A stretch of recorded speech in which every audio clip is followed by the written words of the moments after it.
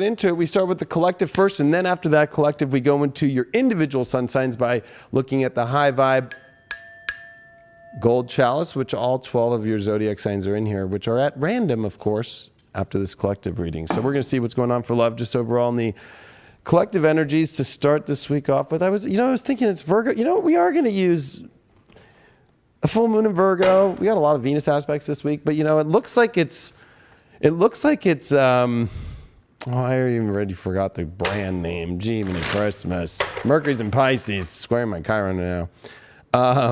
It looks like it's Louis Vuitton, but no, it's Touchstone Tarot. It's so not Louis Vuitton. It looks like Louis Vuitton. It's not, though. Looks so fancy on the back. It's Touchstone Tarot. You know what I mean? Like, oh, that was a horrible example. It's Touchstone Tarot. We gotta get warmed up here. Woo! It's quite a weekend. What's going on? All right, let's see. We got a full moon here. We got a lot of Venus aspects. We are finishing Pisces, too. The last of Pisces. This is a full moon at the end of Pisces and end of Virgo. Woo! Got some Pluto in there, too, with this full moon. And we got some Uranus squares to Mars, Venus. Going to be really interesting. And they're both approaching to Saturn. Let's not forget. So things are going to get more intense as we go. Don't think they're not. And the sun coming into Aries, which I'm stoked about. Woo! Ready for that equinox energy, ready for that sun Aries. Also, by the way, Spiritual Dance Music will be this Thursday, and we do have live in-person tickets if you want to be part of it. Go to my link tree, or maybe that link is down below. I don't know. That link is down below. I'm sure somebody can, the link is down below, or you can watch live for free, of course, on our app or here on YouTube. All right, let's go on to this collective reading. Let's see what's going on here. Ooh, we did get an 8 of Cups in reverse here. We got the Fool card as our challenge. We got, King of Cups in reverse as our overall. And then we got a 4 of Cups here to get through. That is weird. No, 8 of Cups reversed. Definitely that is the card that is walk away. But when it's reversed, it's almost like things we've walked away from coming back. So this could be the return of exes, the returns of, or looking back at the past about where we left if we made the right decision. It could be a lot of guilt there. There's that Fool card there. In that challenge position, almost feeling like we've been stupid or dumb or, oh my God, or are we doing something stupid and trying to go back to something? The King of Cups there needs to, with this 4 of Cups, I think really need to take some observations about things emotionally, because it definitely is, 4 of Cups says, I'm going to keep observing, although that's not the most fun for love. And that King of Cups, though, is kind of feeling like it's not on top of its game emotionally. It almost feels like something's definitely making us feel like not secure emotionally. That is quite an interesting pull, to say the least, to start things off with here. Let's see what's up that 8 of Cups is with. 5 of Swords. Well, somebody could be trying really hard here to come back in, or maybe there's stuff that wasn't said or needed to be said. I like this card because actually he's in a war and he's a warrior. But at the same time, is he part of the war or is he not? It's almost like he's posing more than he is looking. So what's up with this Fool card here? King of Wands in reversed. With the King of Cups reversed and a 2 of Wands in reversed? Ew. I'm feeling a lot of energy here of reflecting back on things, trying to move forward, but having trouble of letting things go from the past. We're going to get some oracle action there before I get to my final answer here, what's really going on, but there's definitely a lot going on here about the past. And a lot of uncertainty, and also that something didn't complete in the world. Something isn't making us feel comfortable here. Fool card with King of Wands reversed felt like we were dumb. Maybe it's just collectively we're understanding our past mistakes and not trying to bring them forward into our future. But it's almost like sitting in our past too much. Maybe, I don't know, we're about to see. I don't know, there's that Avalon deck. Maybe Camelot's already having trouble trying to come in, It was like, didn't want to come in. It was like, no, I don't think so. I don't shuffle before I start this show, so that's why. Like, I use the collective reading to kind of get my energy going here. Well, we got Galahad here. We have not pulled him in a long time, so it is a time of triumph. It is a time of courage. It is a time of finding that purity, and there is a surrender there. So, and it does have a moon on that Knights Templar shield.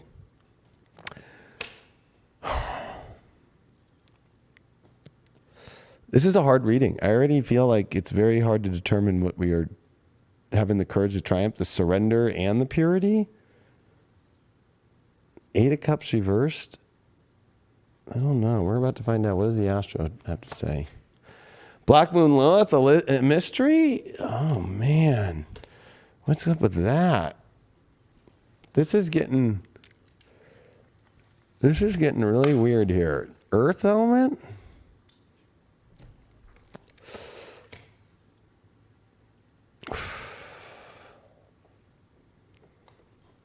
Well, definitely, I feel like things that are, this is kind of this whole toxic or purity thing going on from the past. I think people are going to have to make their own assumptions about that already from what I'm seeing here to triumph over that. It's almost like this 4 of Cups here, almost, you might even feel like maybe somebody from the past just is watching you, but not sure. Or you could be dealing with somebody in the present right now who you felt like has walked away, but they really haven't walked away. They're maybe just in contemplation mode right now.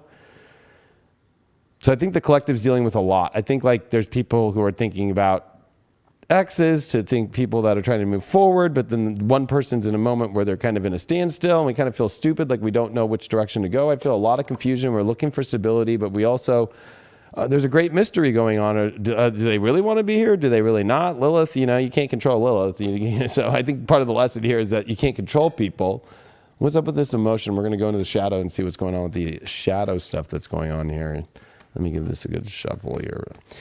I'm already feeling a lot of hesitation because, there's the past or it's people in the moment, but dealing with things and it's hard to kind of like deal with it and trying to find out what's pure or not, or maybe worried somebody's walked away. Maybe they really haven't. Just maybe, you have to show up more. There could be a lot. There's definitely a lot of these kind of stories going on here. It could be all of them in combined here. And we got this religion as the shadow belief. So there's definitely issues about beliefs.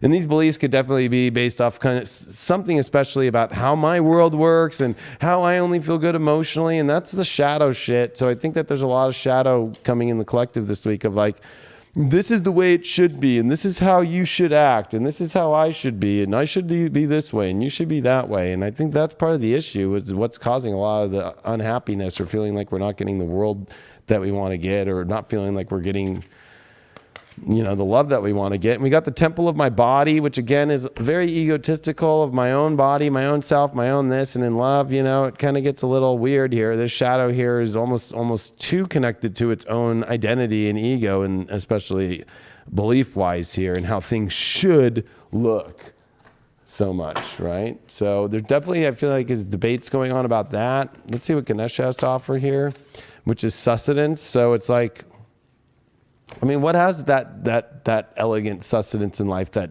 sustenance to me is, why does that pineapple feel good? Is it ripe or is it rotten?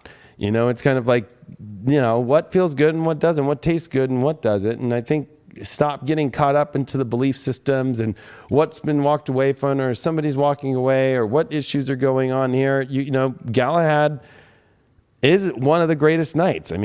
Galahad is the one that is one of the great supporters, and he triumphs and he does so many great things. So I feel like this is a moment for you to have the courage to face your purity, surrender to what's going on, and you'll triumph over things instead of getting caught up in the emotions and this should be this way and this should be that way, and feeling like the dumbass because things aren't going the way that maybe you exactly want them to go. If you are single out there, we did get the 8 of Swords in reverse. Definitely staying away from toxic energy, or definitely feel free from it. Definitely feel like there's not a lot of toxic energy around. And an Ace of Cups, definitely this is a great time for singles to kind of find this new emotional door that's opening up. There's that white dove there. I like to see that. If you're in a relationship, 5 of Pentacles reversed. So it's almost like getting out of a bad situation between you both. Maybe one person could have been sick or injured, or at the same time could be feeling like self-worth issues have been going on, or not feeling valued by the other person, or having to take care of somebody too much. But we got that Touchstone Tarot card, which is telling me that there's still something that doesn't feel like it's just right yet, or it doesn't feel like it's, there's still some issues going on there. I'll put one more card there. And a 9 of Swords, a lot of worry. Maybe don't worry so much about things, or maybe stop tripping on the small stuff. Sex-wise, for everybody, King of Pentacles in reversed. That's kind of weird. Definitely don't be sleeping with anybody you don't think that is attractive. or with a scrub. You don't want to be doing that. Now it's time to see what is the villain that you are going to subconsciously act upon. And you don't want to do that because it could ruin things. So we do this part just to find out what subconsciously are you doing that could be ruining your love story right now in your life and not making things the best for you. We use the villain tarot from Disney to see which Disney villain are you being to yourself. So definitely in the collective this week, this is what we can do to help stop these frantic, subconscious, crazy energies that we self-sabotage ourselves in love with. What do we get here? We got the Ace of Swords reversed. Yeah, the person who doesn't think that purity can really come or a fresh new start could come, or thinking that things are too tainted or that there is never a new door that's ever going to open. That's always and especially in your mental capacity and your communication in your mind, definitely not a good thing when that shows up here. What's going on with these oracles? And then I will pull. I kind of just changed it up. I was like, let's just get to that and then we'll finish with these infinity oracles here and see what's going on. These deserve a good shuffle.